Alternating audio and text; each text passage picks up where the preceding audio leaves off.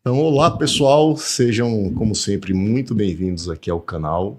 Hoje teremos um episódio de gala, um episódio incrível, maravilhoso. Estou aqui com essa atriz multipremiada, Clarice Nisquier. Clarice está em cartaz com a peça A Alma Imoral já há quase 20 anos.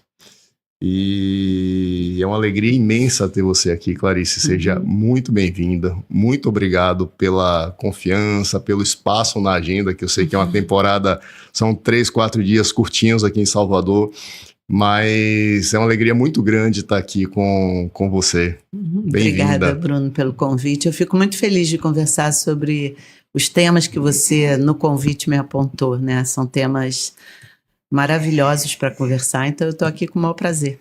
Maravilha. Clarice, é uma alegria muito grande. Para você ter ideia, assim, eu achava, logo que eu criei esse projeto do podcast, lógico que a gente faz uma relação de pessoas que a gente gostaria de conversar. E eu achava que para conversar com você ainda ia levar muito tempo, porque eu teria que já ter uma estrada muito consolidada, e não nesse momento que ainda é um projeto. A gente está aqui hoje são 10 episódios apenas, né? Então, eu honestamente, assim, para mim foi uma surpresa incrível, é uma alegria imensa. Eu quero agradecer também ao nosso amigo Cássio Junqueira, que fez essa ponte. Cássio é um amigo queridíssimo, poeta de primeira grandeza, com vários livros publicados, inclusive no exterior.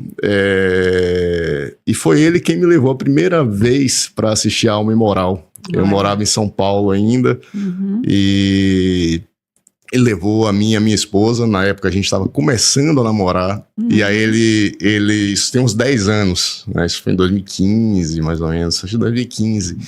E aí ele...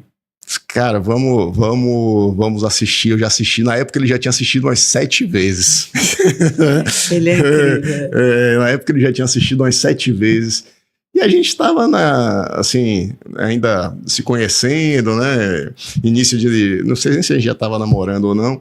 E aí fomos assistir a Alma Imoral, saímos de lá...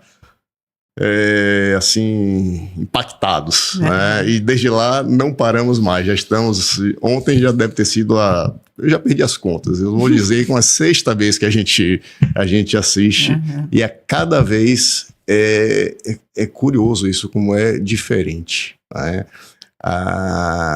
Algumas coisas a gente já sabe que vão acontecer na peça, outras... ainda que já tenha acontecido antes, soa pra gente diferente. Então, cada experiência é diferente. Impressionante. Exatamente isso. Não é? Tem pessoas, inclusive, que vão... teve uma vez um episódio que uma senhora me esperou e não lembrava da nudez. Sim. E falou, pra que isso agora? Eu não entendi direito. Falei, isso o quê? Ela falou, pra que essa nudez? E minha senhora, eu fico nua desde que estreou em 2006. Ela falou, não senhora. Nossa. Eu fui na sua estreia no Sesc em Copacabana, 2006, você não ficava nua. Falei, minha senhora, eu ficava nua. A senhora está falando com a atriz que faz a peça. Aí ela começou a ficar assim mais insegura e falou, por que eu não lembrava disso? Falei, por quê? Boa pergunta. A nudez mudou, o mundo mudou, a senhora mudou, exatamente. O contexto mudou. Né? O Newton Bonder até que falou isso, né? Porque eu falei, ele falou, mas ela tá certa, que nudez é essa de 2025, que não é a nudez que significa mais a nudez de 2006. Então, essa nudez de 2025 não é a nudez de 2026. Até a nudez muda. Sim. Para mim, que estou ficando mais velha, e que você vê um outro corpo ali, quanto... para vocês que têm uma outra leitura em relação àquilo. Então, a peça realmente, ela tem a ver com o conteúdo dela. Ela é mutante. O próprio conteúdo cria um novo discernimento para você, dependendo do que você está vivendo, dependendo do momento histórico que o país está. Você Por isso que é um texto, vamos dizer assim, atemporal. Eu acho que é isso que define um texto atemporal. E um texto de uma força de espiritualidade muito grande, realmente, porque ele não é um texto ideológico. Sim. Ele não é um texto que está falando de fatos históricos, nem está falando de uma cartilha do que você tem que ou não tem que entender sobre determinado. Ele é muito amplo, ele fala de conceitos muito atemporais, né? Para quem não assistiu ainda, obediência, desobediência, o certo e o errado, Tradições. a tradição e a ruptura, a transgressão, o corpo moral, a alma imoral. Então, essa dicotomia nos persegue desde que nascemos até o último suspiro. Então, desde que o mundo é mundo. Desde que o mundo é mundo. Desde Adão e Eva e antes de Adão muito e Eva. Antes, com certeza. Mas, Clarice, então, você veio de uma família de tradição judia. Né? Você, Sim. formação judia. Depois, pelo que eu entendi, você se formou em jornalismo. Isso. E seguiu a carreira de atriz. Isso. Como foi essa trajetória? Conta um pouquinho pra gente. Então, eu sou neta de... Meus 4 avós são poloneses, judeus, que vieram fugidos da guerra para o Brasil. Então, eles sobreviveram, né, à perseguição nazista, fizeram a vida no subúrbio do Rio de Janeiro.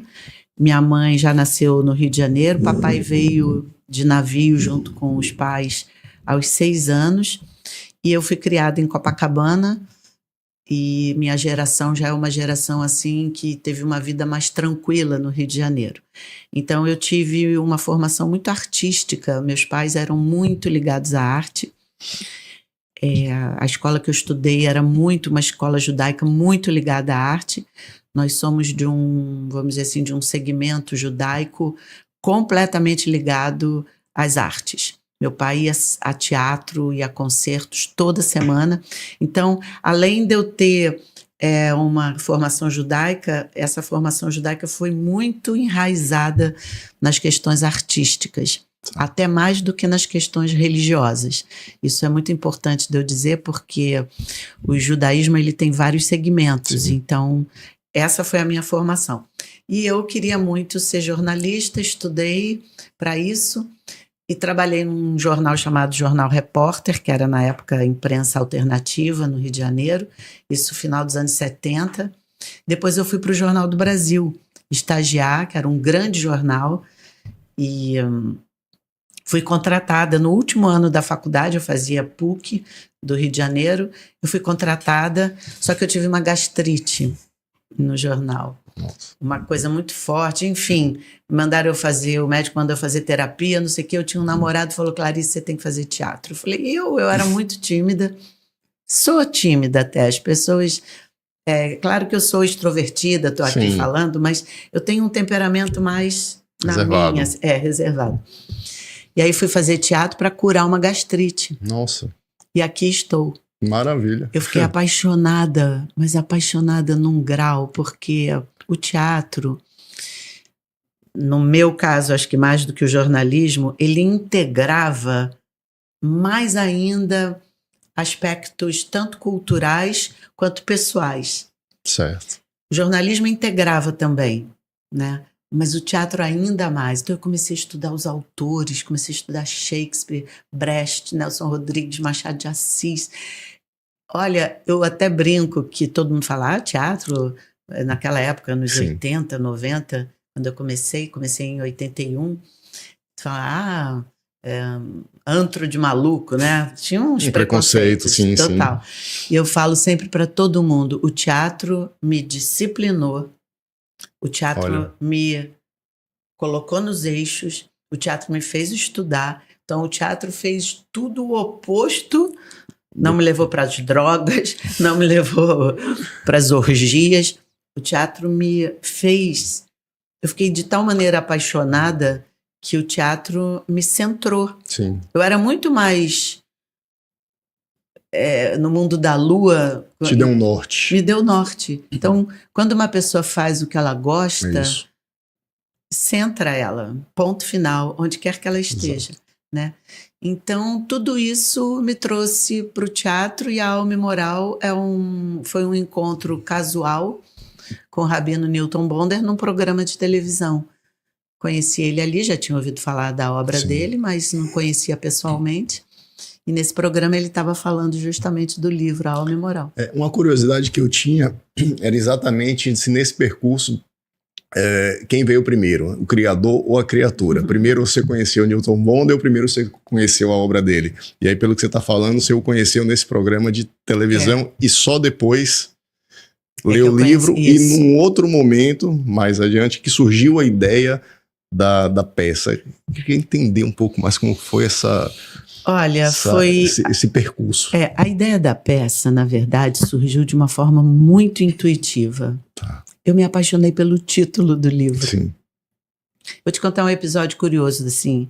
Papai, quando eu fiz 13 anos, me deu um livro da Clarice Lispector. Certo. Perto do Coração Selvagem. Eu me apaixonei de tal maneira por essa frase, por esse verso, que eu dormia com o livro. Nossa. Perto do Coração Selvagem. E papai falava, você já leu, Clarinha? Eu falava, tô lendo, pai. Eu não lia. Eu abria assim, lia uma frase ou outra, mas eu não precisava ler. A minha fantasia com o título, eu sou uma pessoa muito fácil de ser estimulada. Muito. Você me dá uma frase, você me dá uma pergunta, eu ficaria aqui a vida toda falando e conversando com você. Então, depois é que eu li o livro, aconteceu exatamente isso com A Alma Imoral. Eu ficava, alma imoral. Alma imoral. Alma moral, não imoral. Eu achei esse título. Então, durante o programa, eu lembro que eu me apaixonei pelo título. Fiquei curiosa. E a atitude dele comigo no programa, né, em função, quem vai assistir a peça vai entender a história, em função de sair em minha defesa contra um ataque que eu recebi de uma telespectadora. Dona Leia. Eu já achei ele muito legal. Então, ele muito legal. O título do livro e o conteúdo que ele estava falando do livro ali no programa, muito legal. Sim. Eu cheguei em casa, li com muito interesse. E no meio do livro, eu tinha lido o livro, tem 100 e poucas páginas, depois da 30ª, falei, cara, eu vou fazer isso no teatro. Mas foi intuição, entendeu? Uhum. Eu ainda não tinha nada formulado. Liguei para ele uns 20 dias depois, ele ficou surpreendido com o meu pedido de autorização para o teatro e estamos aqui. E o que foi que mais te impactou assim, nesse livro? Você, na época, eu disse assim, nossa, eu vou fazer uma peça com esse livro. A Sagrada Desobediência. Um rabino falar que a desobediência é sagrada e que preserva a vida tanto quanto a obediência. E contar tantas histórias das parábolas judaicas e do Velho Testamento apontando isso. E mostrando como isso foi ocultado no mundo moderno há mais de 2000 anos, desde de Cristo para cá, como essa transgressão foi sendo ocultada de nós e como isso nos faz falta. Sabe, não era um diretor de teatro falando da importância da transgressão. Não era um filósofo. Não é um filósofo. Não era Nietzsche, não era Spinoza, não era o Zé Celso em São Paulo, não era o Amir Haddad, meu diretor, era um rabino. E eu sei como são os rabinos, eu venho da tradição judaica, né? Eu ia à sinagoga, mas tinha muitos bar mitzvahs, e, enfim. Eu conheço o catolicismo, né? Que eu fui casada há 20 anos, 25 anos, meu ex-marido católico, meu filho é filho de uma mãe judia e de um pai católico. Então, a minha família é toda ecumênica, cada um foi para um lado. Então, eu conheço muitos dogmas religiosos.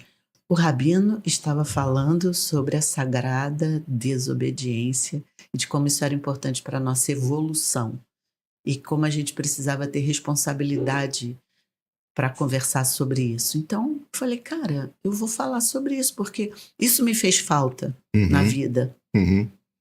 Por que não me falaram sobre isso, sobre a importância disso, quando eu era criança, quando eu era adolescente? A criança não é ensinada a desobedecer, né? Mas você sente dentro de você esses ímpetos, até esse entusiasmo, essa certeza fora da razão, intuições. Eu sou uma pessoa intuitiva.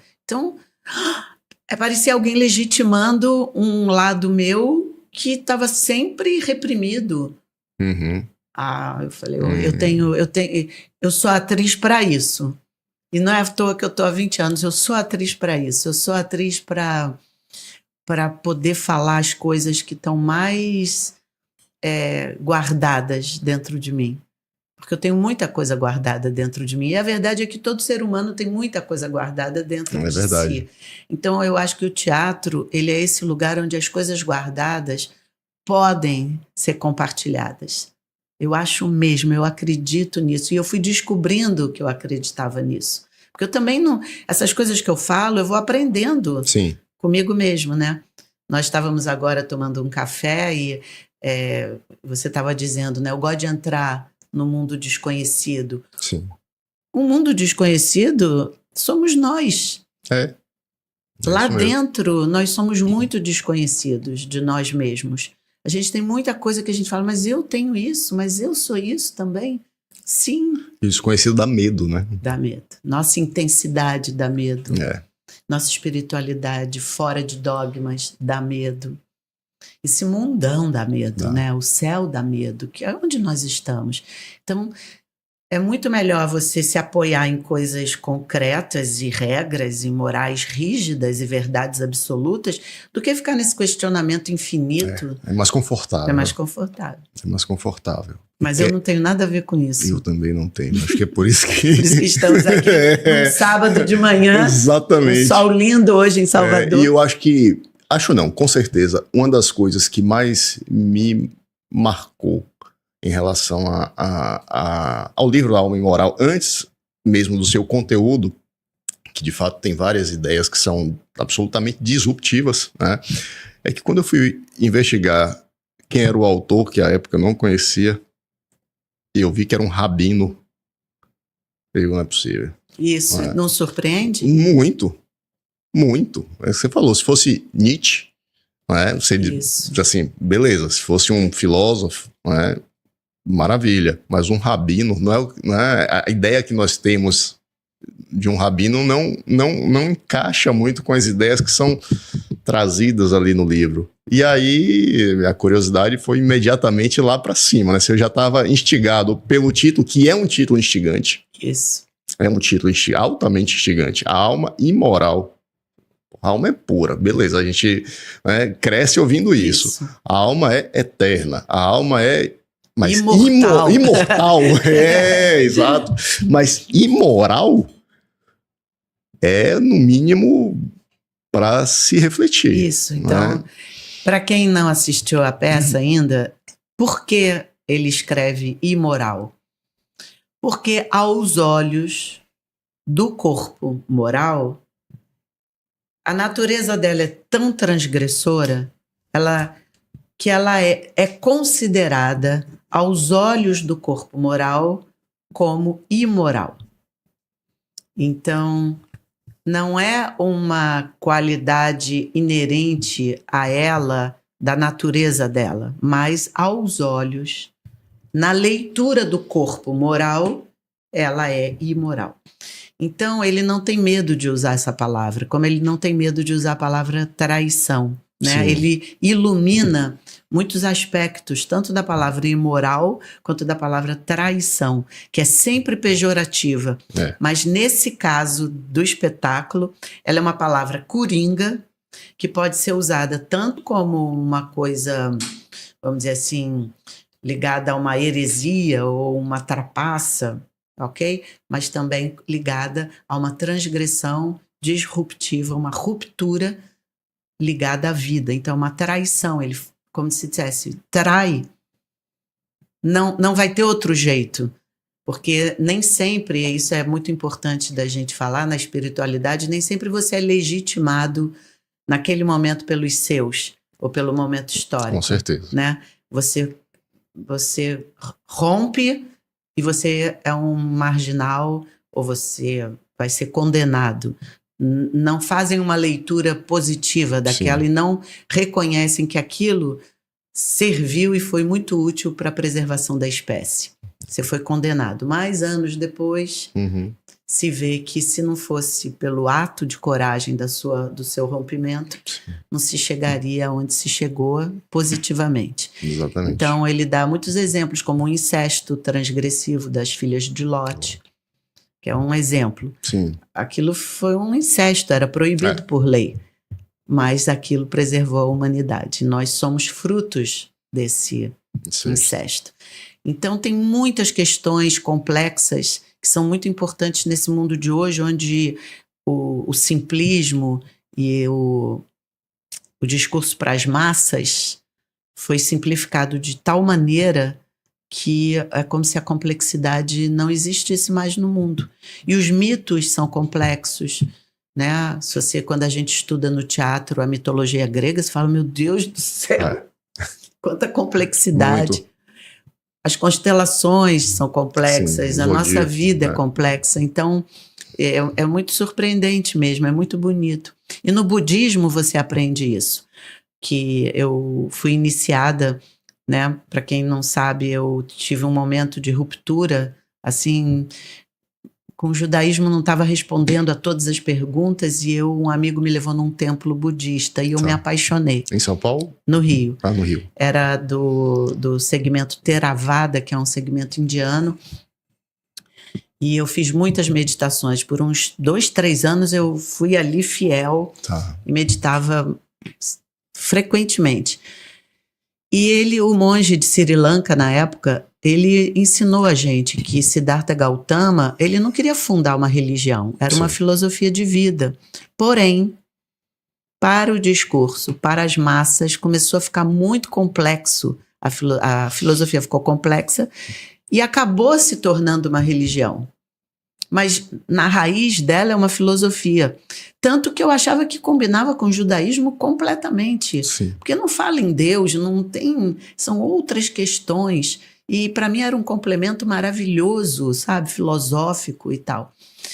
Então, essa questão do discurso para as massas, essa simplificação para domínio das massas, ela é muito perigosa e muito real, porque isso existe. E o que a gente está vendo, como você falou, é um rabino não fazendo um discurso para as massas, mas levantando questões muito complexas. E talvez a peça tenha sido e é um grande sucesso, porque de alguma maneira o teatro fez a gente digerir aquilo de uma maneira, vamos dizer assim, porque uma pessoa falando, você compreende, talvez com uma certa, num tempo, vamos dizer assim, mais rápido do que o livro. Então todo mundo fala, nossa, entendi coisas que no livro eu demorei para entender. Exatamente, isso acontece. Sou eu falando, tem ali toda uma luz, tem música, então o teatro é uma linguagem muito franca, muito afetiva e muito direta. Então às vezes você alcança o público dessa forma, e eu fico muito feliz a gente ter contribuído até para a venda do livro. E, com certeza. Né, e está contribuindo para essa obra extraordinária do Newton Bonder. E, Clarice, nesse período, você disse que você teve um rompimento com o judaísmo. E aí se iniciou no budismo. E hoje você se define como uma judia budista ou uma budista judia. Qual é vamos dizer assim, a parcela de contribuição de cada uma dessas religiões, né, para moldar Clarice? Gigantesca. Porque o judaísmo me deu toda a minha estrutura, né, do meu ser, e o budismo naquele momento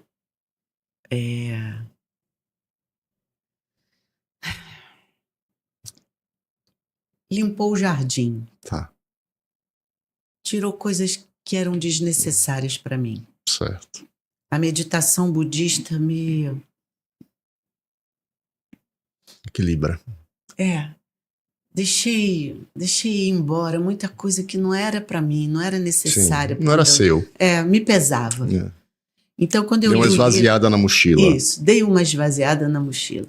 E quando eu li o livro, então, eu pude perceber coisas ali de quem estava com a mente muito cristalina naquele momento. Sim. E eu fui pensando as coisas que realmente me interessavam. Tanto que eu tirei muita coisa que eu falava, Newton, você concorda? Eu não preciso falar sobre isso, porque isso não vem ao caso neste momento, mas eu não quero adulterar a obra. Claro. Mas o que você acha? Aí ele foi vendo os ensaios, foi vendo que realmente estava tudo ali, que a síntese estava perfeita. Então, eu acho que a contribuição que o budismo me deu, para mim, como atriz, então, foi imensa, porque esse tripé, teatro, budismo e judaísmo, é responsável por essa obra chamada Peça Alma e Moral, a minha adaptação. E é claro que eu tinha muita estrutura dramatúrgica ligada à minha experiência anterior no teatro. Eu trabalhei muitos anos com Domingos Oliveira, que é um grande diretor de teatro, cineasta também, mas eu trabalhei com ele mais no teatro e ele é um dramaturgo excelente e eu escrevi muita peça com ele. Então eu tinha uma estrutura já. Trabalhei com o Eduardo Vodsky em roteiros de Clarice Lispector, que também me ajudou. Então, eu já vinha de 2 outros monólogos. Tá. Então, tudo vai confluindo, né? Para você... Tinha uma peça chamada Buda, né? Isso, que eu escrevi junto com Domingos Oliveira. Isso já me deu muita cancha, assim, né? Para eu ter estrutura para fazer Alma e Moral. E eu fiz um outro monólogo chamado Clarice por Clarice, que era um roteiro de Clarice Lispector. Tá. Esse eu não escrevia, mas o fato de eu ter falado um texto da Clarice, era um roteiro da Bianca Ramoneda com Eduardo Vodsky. Tudo isso me deu muita experiência. Então, o budismo, a minha experiência teatral, a minha relação com a Amir Haddad, é o que eu falo para os jovens. Vocês têm que ter paciência, gente. Sabe, essa coisa de startup... de ficar rico em 1 ano e ficar com 1 milhão na conta Gente, que mundo é esse? Eu não vim desse mundo. Sim. O que vocês estão ouvindo é a experiência de uma pessoa que trabalha em teatro há 42 anos e que foi dia a dia aprendendo a fazer.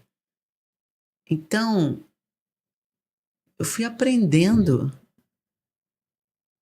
Eu tenho um filho de 26 anos agora. Eu acho que é agora que ele está, inclusive, valorizando a trajetória dos pais. Porque teve uma hora que ele admirava, mas quando ele chegou ali aos 18, 19, ele falou, minha mãe é como se eu fosse muito antiquada, sabe?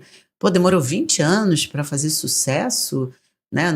Nacionalmente, porque eu fui fazendo sucesso aqui e ali, mas no Rio de Janeiro, localizado. Isso. Eu não sou uma atriz de grandes trabalhos na televisão, porque eu me dedico muito ao teatro. Mas é lindo, né? Você chegar num estado novo que não é o seu e tá lotado. Incrível. Mas isso é um trabalho de formiguinha.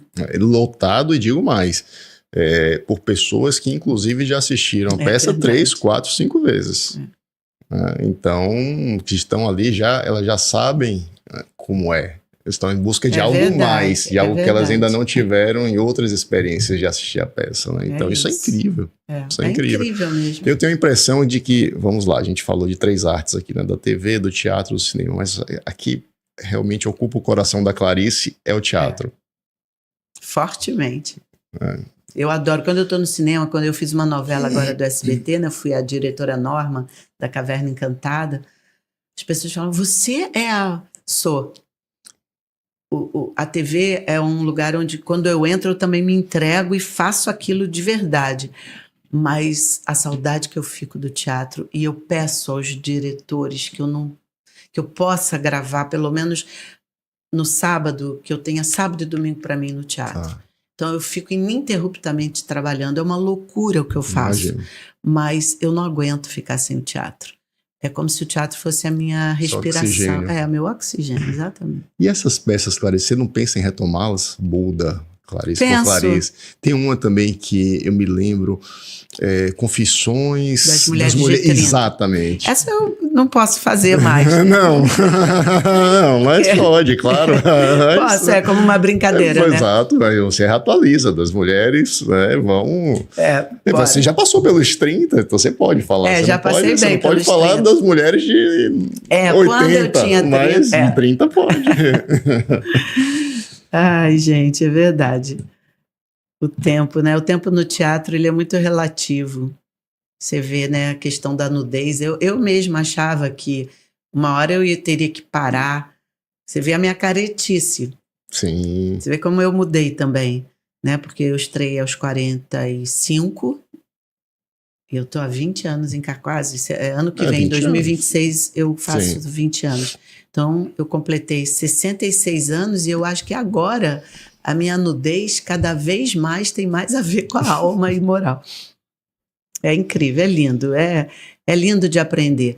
O Amir Haddad sempre fala, né? O teatro é o nosso aperfeiçoamento moral. E aí vai também uma iluminação da palavra moral. Sim. Né? Como não uma coisa para nos reprimir e nos dominar, mas como uma coisa ética de convivência no social, né? A moral mais ligada à ética e ao sentido da vida e à preservação da vida do que a dominação, né? O ser humano, infelizmente, mas o mundo da apreciação, né? Você estava falando que o seu podcast está começando e que na minha cabeça eu jamais teria que esperar o seu podcast ser muito famoso para eu me interessar a estar aqui. Fico feliz de estar contribuindo para o crescimento do seu podcast, porque esse mundo da apreciação a gente habita. Então, o convite, eu apreciei seu convite. Ponto final. Se eu apreciei, eu agradeço. Eu estou aqui. Não importa muito as questões do status todo, dessas coisas todas de status. O teatro não busca isso. O teatro não é isso. O teatro é a comunicação. A gente não está aqui comunicando. Então, conversando, é uma conversar em conjunto. É isso que a gente está falando. É isso. Eu fiquei com uma questão aqui, quando você traz, mais uma vez, nessa questão desse diálogo entre o budismo e o judaísmo. E eu fiquei imaginando o seguinte: qual será a concepção que a Clarice tem sobre Deus? Por quê? Porque dentro de uma visão, vamos dizer assim, você comentou que o judaísmo tem diversas vertentes, verdade. Mas, vamos dizer assim, pelo menos para quem está de fora, dentro de uma visão de quem está de fora, o judaísmo ele tem uma tradição de cultuar um Deus que está no Velho Testamento, que é um Deus externo, exterior, muitas vezes com um estereótipo de um senhor barbudo, às vezes mais ou menos eufórico ali, às vezes exigente, às vezes até soando de forma violenta, que cobra, que castiga. E o budismo também, para quem está de fora, eu não tenho iniciação no budismo, estudo budismo, enfim, né, como estudo o budaísmo ali, o judaísmo como conhecimento para mim. Uhum. Mas, então, assim, o que eu vejo do budismo é sempre uma referência a um Deus que está interno, dentro de nós, né? E aí você me traz que tem um diálogo interno e que te moldam e que constroem essa Clarice, que é o budismo e o judaísmo. Como é essa concepção de Deus? Como é que eu concilio essas concepções de Deus dentro da Clarice? Eu penso muito nisso. E tenho muitas respostas e muitas perguntas em relação a isso. Acho, primeiro, a concepção que eu tenho de Deus, assim, que eu mais sinto no meu coração, está ligado à natureza. Para mim, Deus é uma natureza muito profunda, muito misteriosa, muito desconhecida, que é anterior ao Big Bang. Talvez tenha criado o próprio Big Bang. Mas então, o que é, né? que natureza é essa? Mas eu penso muito em termos de natureza. Então eu vou buscar muitas respostas na astronomia, Certo. leio muito Marcelo Gleiser, leio muito os filósofos, né? Estudo, acho que Deus está aqui com a gente agora nessa natureza das coisas, que Ele está aqui nesse mistério da matéria. Eu acho que Deus está no mistério da matéria. Sim. E a física quântica mostra que a matéria Perfeito. não é bem essa matéria, Não. que ela é feita de átomos, nêutrons e que aparece e desaparece. Elétrons, prótons, nêutrons, quarks, aí chega no bóson de Higgs. Isso, aí você vai, meu Deus, mas e aí? E aí? Então, eu tô nesse lugar dessa dízima periódica do e aí, ad infinitum. Eu vivo nesse lugar ad infinitum. Então, eu acho que Deus está depois desse ad infinitum, que até onde meu pensamento mais abstrato pode chegar, eu estou buscando essa partícula divina, vamos dizer assim. E aí, é tão ad infinitum que eu acabo entrando para dentro, porque toda essa abstração do meu pensamento, ele acaba me levando para os meus ossos, para o meu sangue, para esse corpo, até esse corpo físico médico mesmo, corpo como ele é, essa pele, e isso aqui é uma natureza, né, também, então, da qual eu não domino, da qual a minha vontade não tem total mesmo, quer dizer, onde habita algo finito. A mortalidade, ela é muito importante da gente vivenciar como uma ordem que está no corpo, uma ordem. É uma coisa determinada. Eu não sei como eu vou partir, mas eu tenho certeza que isso vai acontecer. Assim como o meu envelhecimento não é uma vontade minha, isso está acontecendo. Inexorável. Inexorável. Tudo isso do qual eu não domino, para mim é Deus. Essa natureza que vai se transformando contra a minha vontade, isso sou eu e é Deus ao mesmo tempo. Então eu acho que Deus está em tudo isso do qual eu não domino. Eu não tenho domínio. E o meu eu precisa se surfar e flanar dentro dessa ordem maior, que está tanto dentro quanto fora. Essa ordem maior, tanto dentro quanto fora, você pode chamar de judaísmo, de budismo. Porque a natureza é tanto dentro quanto fora. Sim. Olha, eu estudo muito voz. Tá. Isso que nós estamos falando aqui é altamente complexo do ponto de vista da evolução. Essa conversa não é algo trivial. Não. As palavras não são triviais. Os pássaros cantam, outros uivam, o animal, homem, fala com palavras, é um símbolo. E você está entendendo o que eu estou falando, Perfeito. Eu estou entendendo, está todo mundo entendendo.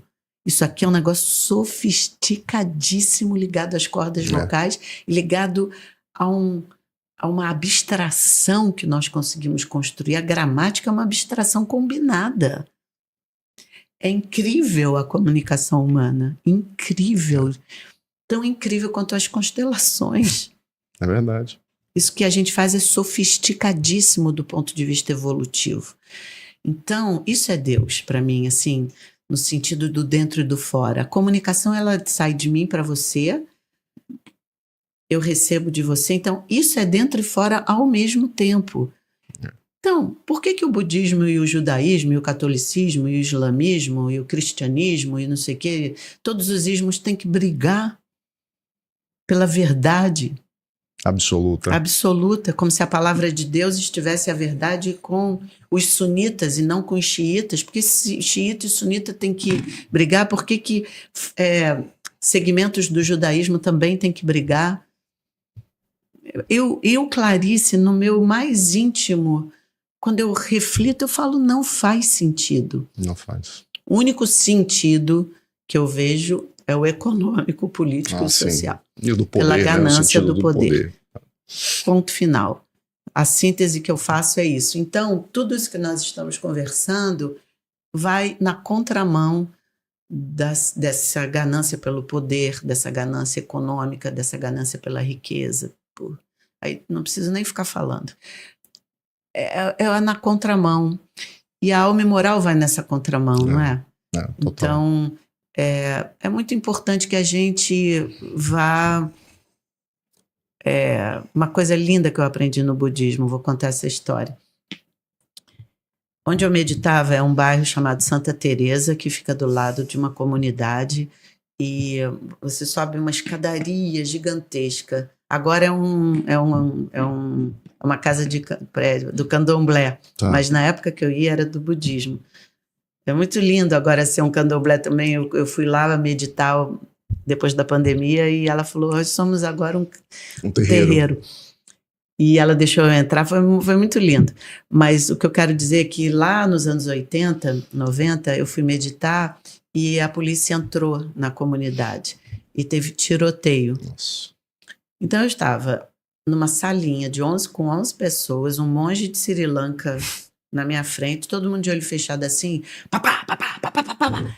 Vozes de mulheres gritando, crianças gritando, homens gritando. Cara, eu não tinha uma iniciação ainda. Eu comecei a achar ridículo eu estar ali no meio do caos. Não conseguia me concentrar. Eu olhava, abria os olhos assim, estava todo mundo de olho fechado. Papá, papá, papá, papá. Eu fiquei com medo, quis deitar. Fiquei com medo de bala perdida. Ai, olha, me achei ridícula, sabe? Achei aquilo tudo... Aí sempre tinha debate depois. Aí a primeira coisa que eu perguntei para o monge, o senhor não acha muito estranho a violência aqui do nosso lado? E a gente de olho fechado, alienado a tudo isso, como se nada disso estivesse acontecendo? Eu não conseguia. Meu coração disparou e tal. Gostaria de ouvi-lo sobre isso. Aí ele falou uma coisa linda para mim. Aprendizado para o resto da vida. Dá vontade de falar. Ele falava todo pausado, assim, em português, todo pausado. Ele falou, quando você quis paz, porta do templo aberta. Perfeito. Momento histórico difícil, mas estrada da paz não pode fechar. Senta, medita. Quando todos quiserem paz, templo porta aberta. aberto. E ele falou, se não sentar na estrada da paz, mato fecha. Mato fecha a estrada. Estrada não pode avançar, medita, mato não fecha. Nossa. Achei aquilo tão bonito. Verdade. É verdade, é um fato. Verdade. Quando eu quis paz, templo da porta aberta. E eu sentei e meditei. É que é muito difícil você não se envolver com a guerra. Você manter a paz interior no meio do caos exterior é muito difícil. É muito difícil, mas é possível. A partir do momento que você vai compreendendo com a sua consciência a importância daquilo. Então, mais do que tomar o lado de alguém, não que a gente não tenha que se meter nas injustiças do mundo, não tenha que lutar politicamente, não é para se alienar. Claro. Mas a gente também, se você quer se dar esse trabalho, você também tem que manter a estrada da paz aberta. Então, quando você vai ali se meter na guerra, tudo bem, mas você tem uma visão de mundo diferenciada, porque você não é só para ganhar um lado ou não, é para que a humanidade tente compreender a importância de todo mundo negociar e ceder. Sim. E se não houver isso, não tem paz. Paz é uma situação de negociação. Essa palavra está muito pejorativa, negociar. Eu não negocio com não sei quem, eu não negocio. Eu tenho ódio, eu não quero... Eu entendo isso porque eu já passei por isso. Com aquela pessoa eu não falo de jeito nenhum, eu vou me vingar. Isso é humano, eu juro que eu tenho isso dentro de mim. Mas eu tenho que trabalhar isso dentro de mim. Ponto final. Qual é a outra? Se alguém tiver um outro caminho, me aponte. Que não seja a vingança, mas também não seja essa negociação de paz. Por favor, me avisem. Eu ainda não encontrei. Então... E se tem uma coisa que o mundo precisa é paz, né? Então, Pra gente viver, curtir a vida, Exato. curtir os filhos, curtir neto, comer em paz, ir à praia, namorar, transar, ficar na paz. E até mesmo professar sua religião na paz. Na paz, sua fé. Sua fé, sem se o medo de... entregar a Deus, sem medo de levar um tiro, porque a sua fé é daquele jeito. Gente, que isso? Aqui em Salvador tem uma particularidade que as religiões de matriz afro, elas acabam que sofrem um nível de intolerância É e muito de triste perceber muito isso. grande. Né? Uma religião, candomblé é uma religião, todas, né, de matriz africana, como você falou, todas ligadas à natureza, todas com uma força, né, vital, a coisa mais linda desse mundo. Deixem todo mundo em paz, gente, sabe? Enfim, as pessoas precisam estar em paz para deixar as outras em paz, É né? verdade, Então, exatamente. Tudo é dentro e fora. Tudo exatamente. é dentro e fora. Mesmo que você acredite naquele Deus de barba, Tudo certo. tudo certo. Ele também está dentro de você. Exatamente. Veja a conexão, tudo é dentro e fora. Você também tem que ter discernimento para lidar com ele, sabe? Exatamente. Essa definição, não é definição, né? Essa concepção do que é Deus realmente é muito, muito desafiadora. É muito desafiadora. Você vai pela matemática, eu já fui até pela matemática com também. certeza. Então Deus é como se fosse um número. O Newton Bonder fala que é como se fosse um pivô, né? Deus é aquilo que te faz pivotear, te faz rodar dentro de você e redefinir muita coisa, né? Então, seria também um número que, dependendo da posição dele, como ele significa muitas coisas diferentes, Sim. né? Então, olha que interessante, eu fui casada com um músico, né? Meu filho também é músico. E, por exemplo, se você vem da esquerda para a direita na escala do piano, você passa por uma nota que é, vamos supor, Fá sustenido, sei lá, tô chutando, tá, gente? Eu não estudo música assim, mas se você vem do agudo para o grave, essa mesma nota Fá sustenido vai ter outro nome, porque dentro da escala ela tem outro nome, ela já é outra nota. Sol bemol. Então é o Fá sustenido mesmo, né? Viu? Aí eu falo, que interessante, por que ela tem? Então isso não seria a mesma coisa que Deus? No judaísmo, Perfeito. é Fá sustenido. Na outra religião, é Sol bemol. Eu vou brigar por causa do meu nome ou do seu nome? É a mesma nota, gente. Mas em escalas diferentes, soa diferente, então é diferente. Mas é a mesma nota no piano. E ele se apresenta para um povo como Javé, para outro povo como Alá, para outro como Olorum, para o... Então temos 3 deuses, 4 deuses. Não existe o italiano, deuses, o inglês, o hebraico, o Yiddish, o português. Não existem... Quantas línguas existem no mundo? Então daqui a pouco a gente só pode falar uma. Brahma.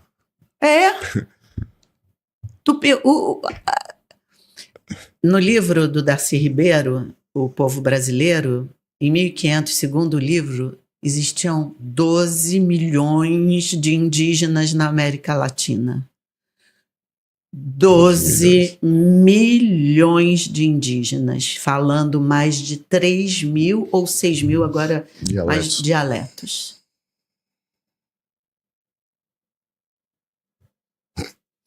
Não preciso falar mais nada. Aconteceu o que aconteceu. Olha o mundo como está.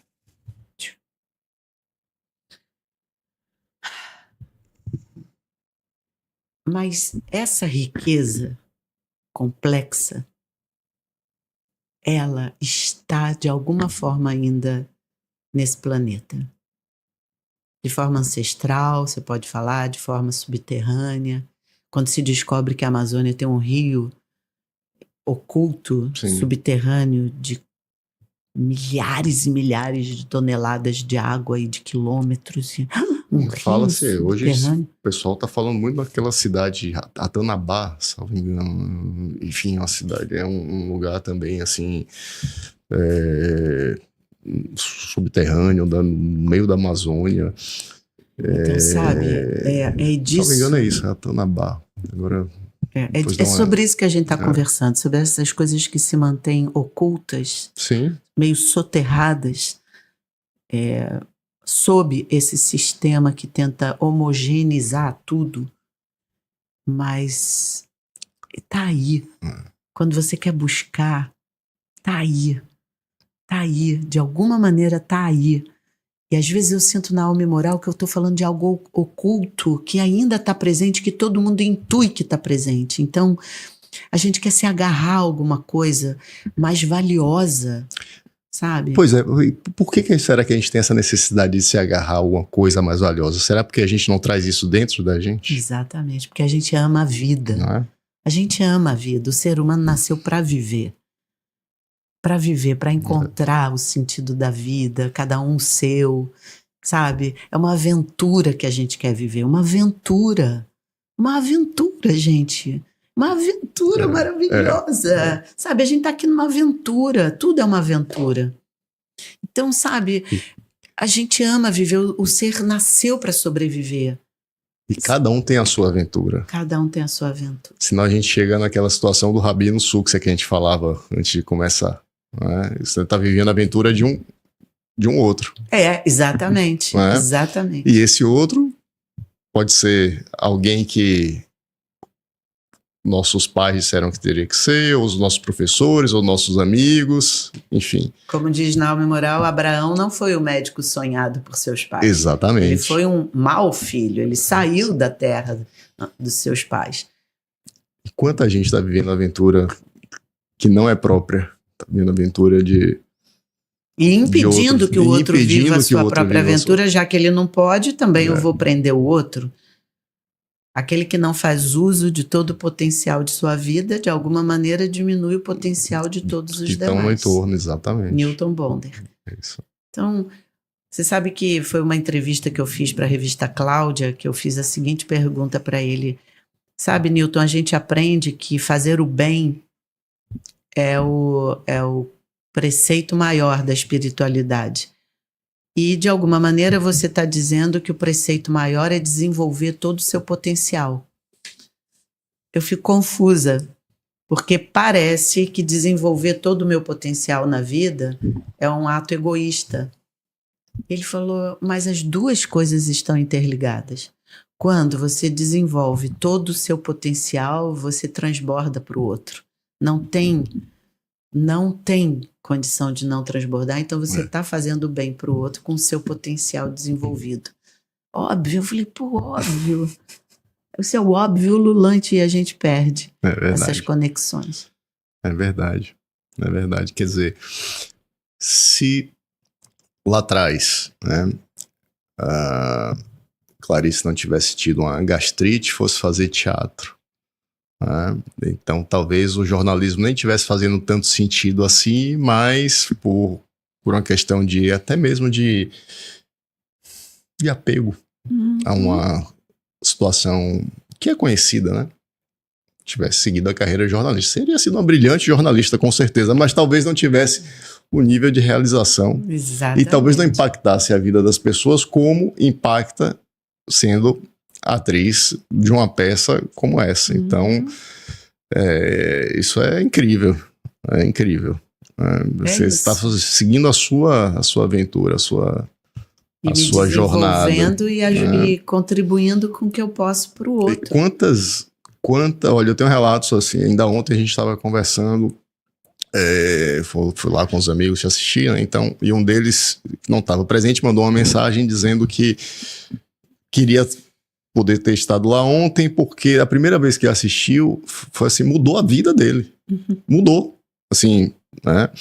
E aí eu fico imaginando quantas pessoas também não tiveram suas vidas mudadas ou de alguma forma impactadas pela trajetória da Clarice. Né? E vamos lá, né? Vamos ver qual é o fundamento, né? Por que muda?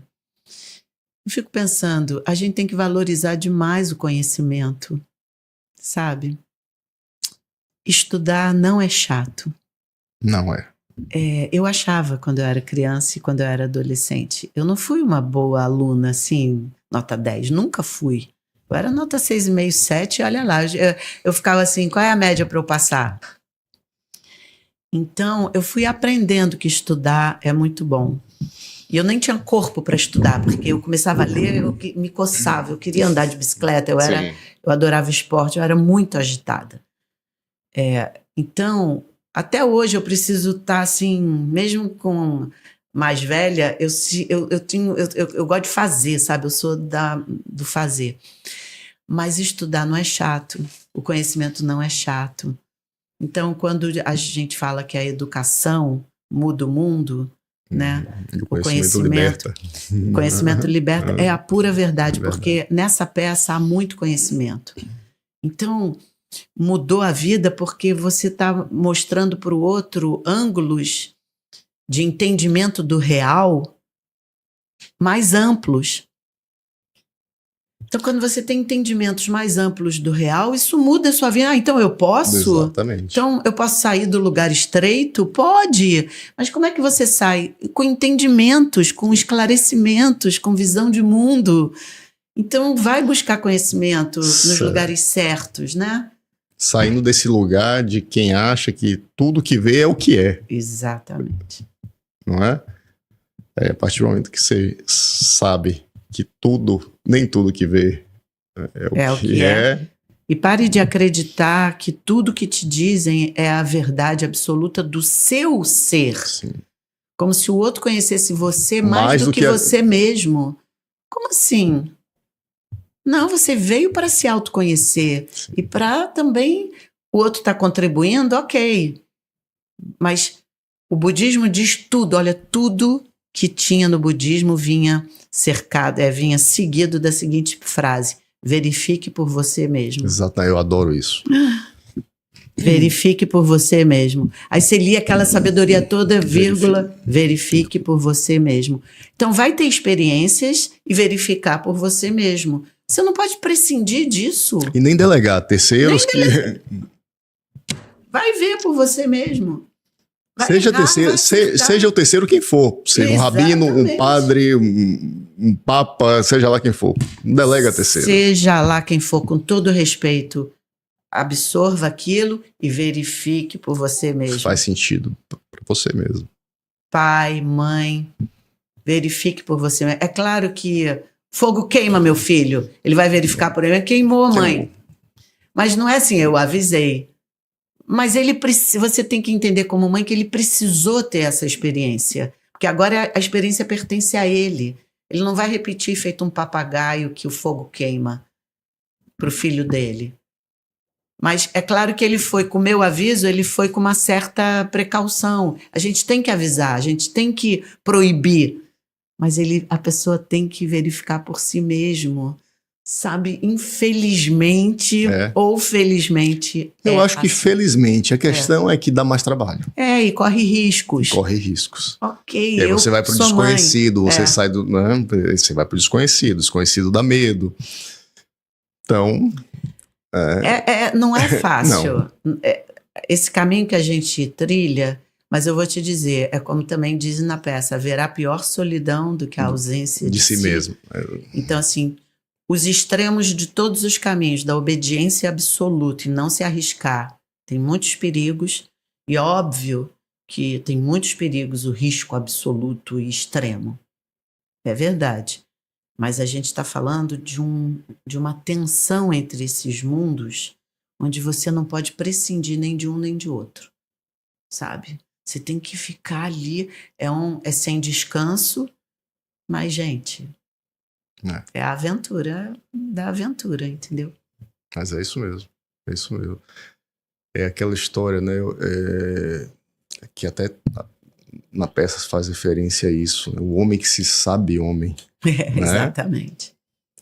Então, a gente não é mais um macaco no sentido... E aí eu me pergunto, será que o homem, não, o ser humano que se sabe ser humano, né? Isso. Eu me pergunto, né? Será que o ser humano se sabe ser humano? A professora Lúcia Helena Galvão, que é uma filósofa, não sei se você conhece, maravilhosa. Ela, inclusive, vai estar em Salvador agora. Vai estar aqui em Salvador agora, acho que em novembro, salvo engano. Ela disse que o ser humano é uma espécie em extinção. O ser humano, na sua essência de ser humano, é uma espécie em extinção. Que é mais fácil encontrar um urso panda do que um ser humano. Olha, você está falando isso. Sabe que eu fui ao médico outro dia? Ele fez exatamente isso. Ele estava com uma caneta na mão, eu fui falando, tal, aí ele largou a caneta e sentou. Finalmente, um ser humano no meu consultório. Pois é. Falei, gente, mas o que tem vindo? Ele falou, não sei o nome, mas... Não são seres humanos, não. Não são seres humanos. Você é um ser humano, Clarice. Eu falei, pô, obrigada. Falei, olha, nem vou te dar o remédio, porque eu acho que não sei o que, não sei o que lá, não sei o que lá. Realmente. E aí eu fui fazer o exame que eu tinha que fazer. Aí o médico perguntou, remédio que toma? Falei, olha, eu tomo várias vitaminas, zinco, magnésio, bababá, mas fora isso eu nem estou tomando, que venceu o prazo, tem que fazer outros. Mas diabetes, colesterol, açúcar. Não, nenhum. Aí ele não registrou. Aí ele foi para outro e falou, desculpa, deixei em branco os remédios que toma. Falei, nenhum.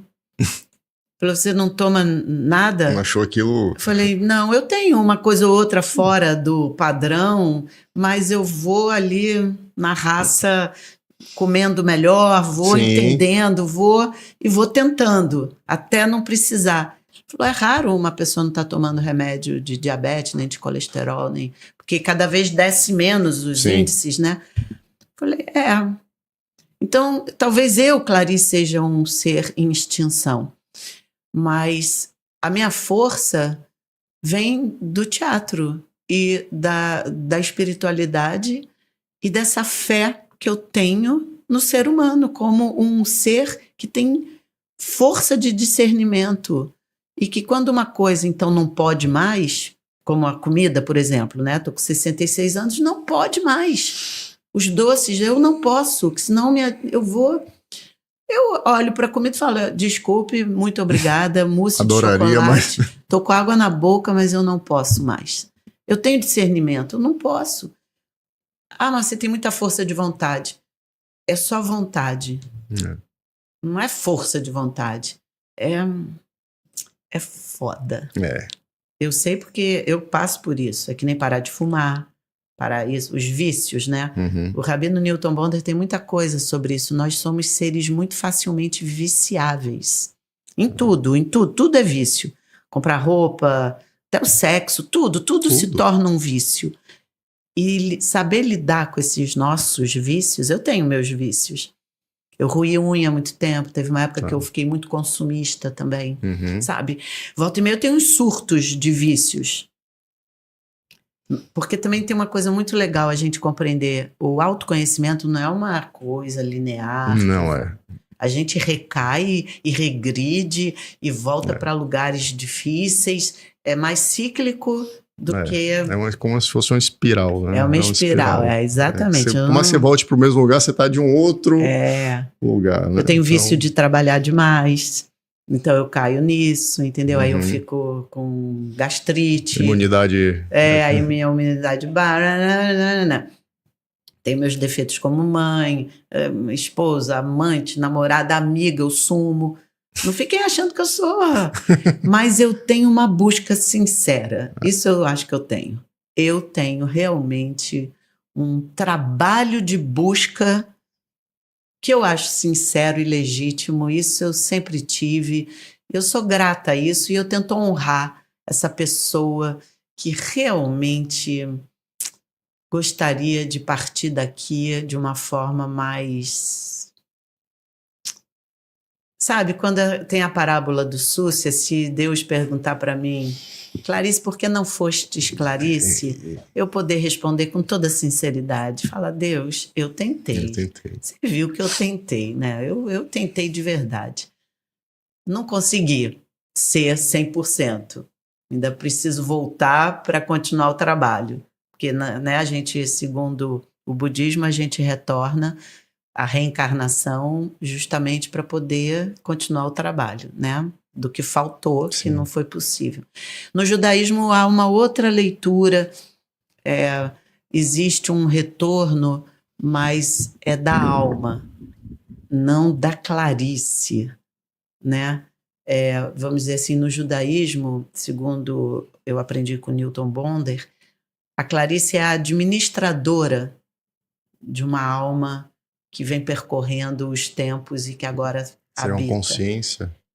Eu sou uma espécie de... O eu é uma espécie de administrador desse campo misterioso que nos habita. Então, é o que talvez Freud chamasse de inconsciente também. A alma está nesse lugar, nessa fronteira entre o consciente e o inconsciente, né? E a gente está aqui administrando com o nosso livre-arbítrio para fazer as pontes, né? Entre o que o Freud chamaria de superego, id, o nosso eu é uma aliança entre tudo isso, né? E no judaísmo tem uma base, né? À toa que o Freud pesquisou muito, tem muito a ver com as questões ancestrais lá de trás, religiosas. Mas, falando assim em português mais simples possível, nós somos os administradores, né? Então, quando a Clarice Nisquier morreu. Uhum. Clarice não volta mais. Ela é muito original, como o Bruno. Acabou. Mas essa alma, ela vai seguir o caminho dela e pode ser que ela volte com outro nome e não é mais essa é a reencarnação da Clarice. Não, não é da Clarice. A Clarice teve essa experiência. Perfeito. Perfeito. Você acha que a gente volta para evoluir? Essa reencarnação, essa roda de Sansara, como né, os hindus chamam? Eu acho que sim. Ou simplesmente para ter novas experiências? Mas eu não posso pôr minha mão no fogo, né? Mas a magia é essa, né? A beleza é essa, né? Que a gente não pode... Eu não posso afirmar. Eu, como não sou de dogmas, realmente não sou de dogmas, eu não sei. Essa que é a verdade. Eu não sei para que a gente volta. Por que Buda volta como pulga, né? Tem uma história de que ele volta como uma pulga no cachorro, porque faltou ali alguns segundos de... É muito linda essa lenda. Mas eu não sei, acho um mistério, assim. Eu acho que o teatro é ficar no mistério sem vertigem, tantas vertigens quanto eu tinha antes. Eu já senti muita vertigem, eu já tive quedas energéticas, Eu, tanto no budismo quanto na peça, teve um momento do Abraão que eu falei, eu tive um insight. E eu tive como se fosse uma vertigem. Eu tive um negócio e eu esqueci o texto. Nossa. E eu esperei, então. Sim. Mas é como se eu estivesse num abismo e a coisa foi voltando aos poucos. Deve ter, segundo os técnicos, e durou 15 segundos. Para mim foi uma eternidade, mas foi alguma coisa que eu compreendi que eu nem sei muito verbalizar com palavras. Uhum. E no budismo também, um dia eu estava meditando, a gente meditava num banquinho assim, muito pequenininho, o joelho ficava no chão. E eu estava ali, né, na posição, e de repente eu fiz assim... Paguei mó mico. E aí o monge veio e falou assim, tão bonitinho, botou a mão no meu ombro e falou assim... Agora que esvaziou a mente, confiança no coração. Nossa. Aí eu fiz assim. Eu tive uma vertigem. Então, esse lugar misterioso dá vertigem para o ser humano. Ele é meio abismo, meio abissal. Uhum. Parece o oceano, você não tem onde se apoiar, caraca. Mas você vai enraizando dentro, entendeu? Então... Isso é real. E você pode chegar a isso numa mesquita, você pode chegar a isso numa sinagoga, você pode chegar a isso no templo budista, você pode chegar a isso no teatro.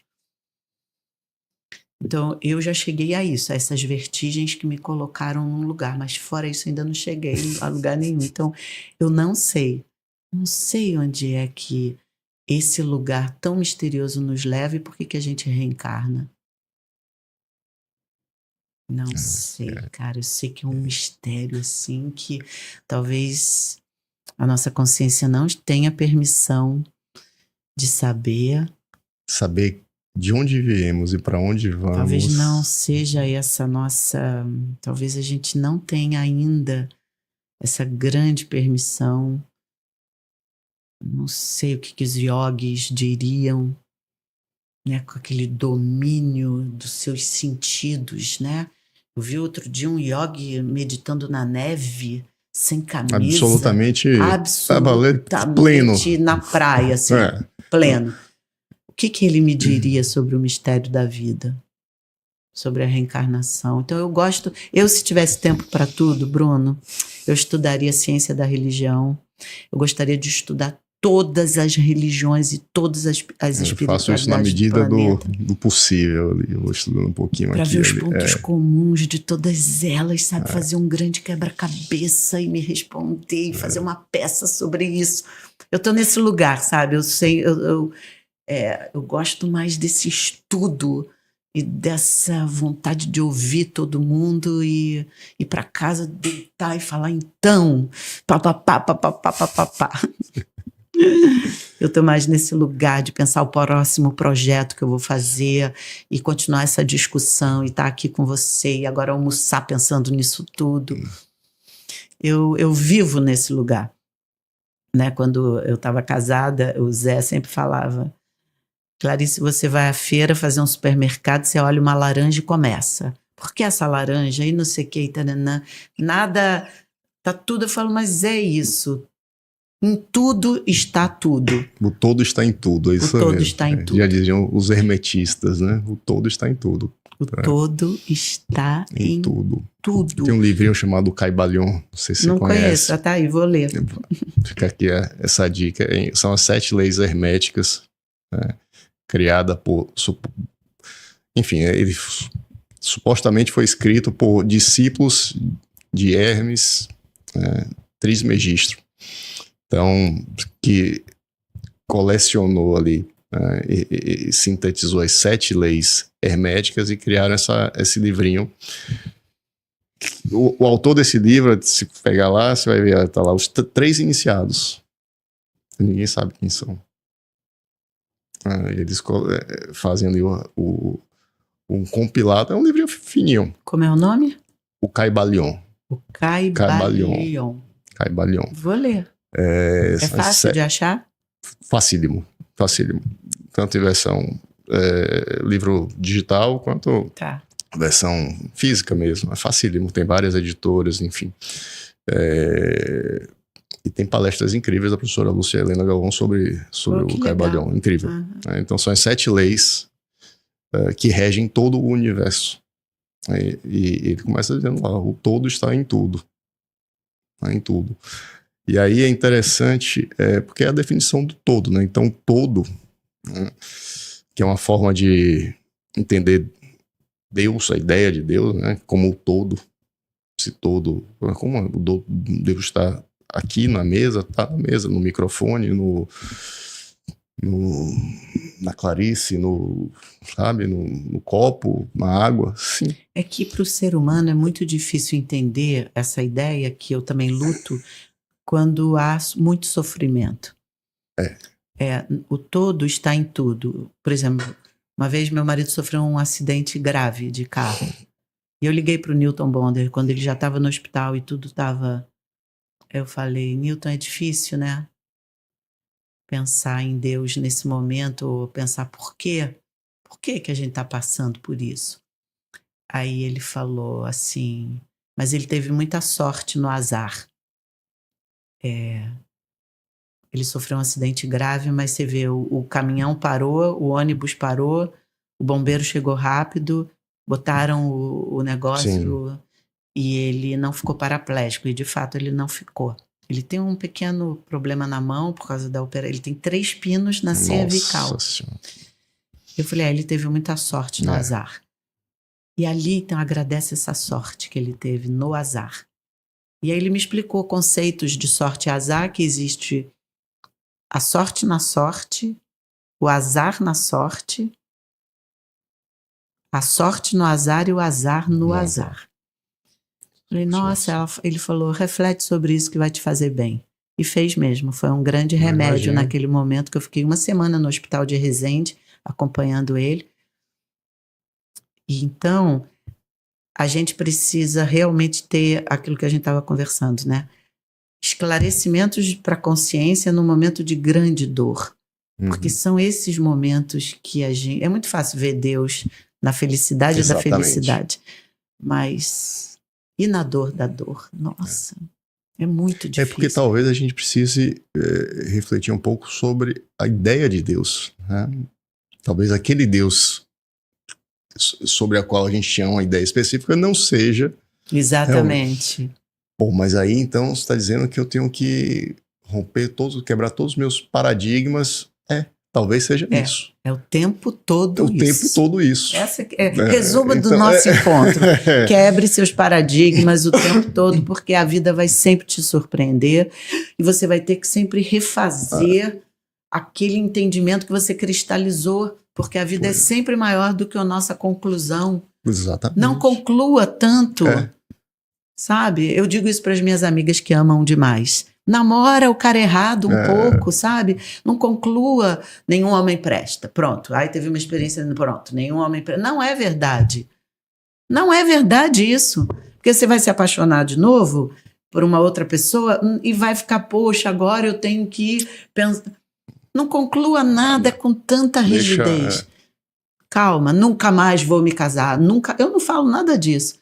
Eu sofri pra caramba, eu não sei o quê, me estrepo toda.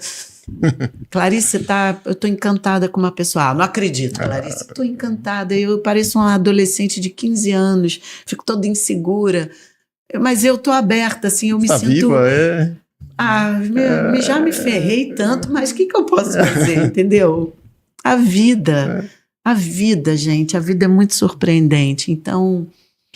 É claro que a gente errar é humano e repetir o erro é burrice. Esse ditado popular é verdade. Mas tente outra coisa, diferente. Gente, é muito complexo, mas é muito possível, né? É isso que a gente está querendo falar. E a dor da dor o azar no azar é muito forte, de fato. Às vezes tem pessoas que não aguentam o rojão. Tem pessoas que, por exemplo, acham que agora essa questão da eutanásia, né? Da despedida assistida, é um direito que o ser humano tem. E você sabe que eu fui convidada por uma amiga que gosta muito de mim e falou: Clarice, eu me inscrevi nesse programa fora do Brasil. Sim. E você é uma pessoa que eu gostaria que estivesse no quarto, no momento. O pessoal faz isso na Suíça. Assim. Falei, eu não estou preparada para isso. Ela falou, pensa com carinho, você é uma pessoa que eu gostaria que estivesse lá no grupo. Então eu estou até agora pensando, porque eu nunca pensei isso para mim. Sim. Mas está aí um paradigma que eu tenho que refletir. A pessoa tem um problema genético de família. Ela tem medo de ter essa doença terminal e que não tem cura. Se ela vier a ter, que ela não tem ainda, ela quer fazer na Suíça isso. Ela acha civilizado. Sim. E o que eu acho sobre isso? Eu não tenho uma opinião formada. Eu não sou nenhum dogma, então eu estou refletindo sobre isso. Mas eu acho que o convite é esse mesmo, uma reflexão constante sobre tudo. O problema é que dá trabalho. Dá trabalho, desse é o trabalho. Dá trabalho. Dar-se é o trabalho. E muita gente não quer ter trabalho. É isso, eu me dou ao trabalho, de verdade. Isso. Eu estou pensando se eu vou ou não. Eu tenho um pouco de medo, eu tenho um pouco de coragem também. Eu amo ela, eu sei que esse convite tem raízes numa ligação afetiva muito bonita. Caraca! Mas também talvez seja uma experiência única, né? Então... Nossa, eu fico... dá um nervoso, eu fico... Caramba! Então é o trabalho que eu estou me dando nesse momento. Enfim, você foi convidada para uma despedida, um ritual de despedida que eu nunca pensei. De passagem, um ritual de... Né, quer dizer, você vai programar ali com toda a preparação, não é algo que se encontre por aí. Na né? nossa sociedade, Não então, a pessoa que eu mais amei na vida, meu pai, morreu sozinho no hospital de Covid, isolado, Nossa. ninguém deu a mão para ele. Mas, e Então, num sofrimento, no né? sofrimento. No sofrimento. Meu avô partiu sem que eu visse, minha avó, meus outros avós, sem que... Minha melhor amiga partiu no hospital. Então, a gente não tem essa coisa de dar a mão. Eu admiro quem dá a mão ali na hora. Eu acho que deve ser dificílimo. Dificílimo. Mas deve ser uma experiência também tão intensa quanto difícil. Exatamente. Deve ser uma coisa... Agora, a decisão também não é fácil, não. É sobre isso que a gente está conversando, dessa força, né, de reflexão diária e pensar. Pensar é bom. Pensar. Pensar é isso, dá trabalho, é um esforço. Né? Crer é fácil. Né? Agora, pensar, refletir, dá um trabalho. Nossa. Dá um trabalho. Clarice, a gente... Nossa, eu teria vários aspectos, vários assuntos para a gente continuar a nossa conversa. Quero te agradecer. Muito obrigada, também fico feliz. De coração, assim, né? Agradecer mais uma vez pela confiança, pela entrega, pela presença, por tudo, pela uma conversa tão rica. Acho que eu não imaginava que... Parabéns, vida longa para o seu podcast. Obrigado. Pessoal, então, encerramos aqui mais um capítulo. Que capítulo incrível, maravilhoso.